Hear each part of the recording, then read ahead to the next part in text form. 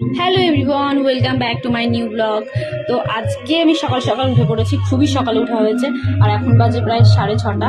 তো 6টার সময় এক কাপ চা হাতে করে নিয়ে চলে এসেছি বাইরের পরিবেশটা দেখতে কেমন। তারপরে দুপুরের খাওয়া দাওয়াতে ছিল আজকে আমাদের হচ্ছে আতপ চালের ভাত, ডাল, আলু ভাজা, একটা সবজি, পাঁপড়, এইসব খাওয়া হচ্ছে দুপুরে। আর এইসব খাওয়া হচ্ছে তার একটা বিশেষ কারণ আছে, সেটা পরে বলবো। আমাদের গাছের এই ফুলগুলো না দেখতে খুবই সুন্দর লাগে, সামনে ফুটে থাকে তো হেভি লাগে দেখতে, ব্যাপক লাগে। এখন আরো বেশি হয়েছে। তো তারপরে বিকালে রেডি হয়ে আমি আর মা গেছিলাম বাজারের দিকে, একটু মুদি দোকানের কিছু বাজার করার ছিল, তাই করতে গেছিলাম আমি আর মা।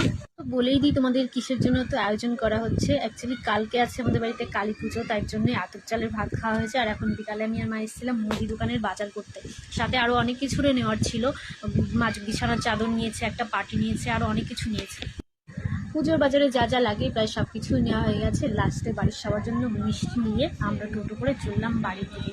তো দেখা হচ্ছে নেক্সট শটে। কেমন লাগলে এটা অবশ্যই জানিও কিন্তু।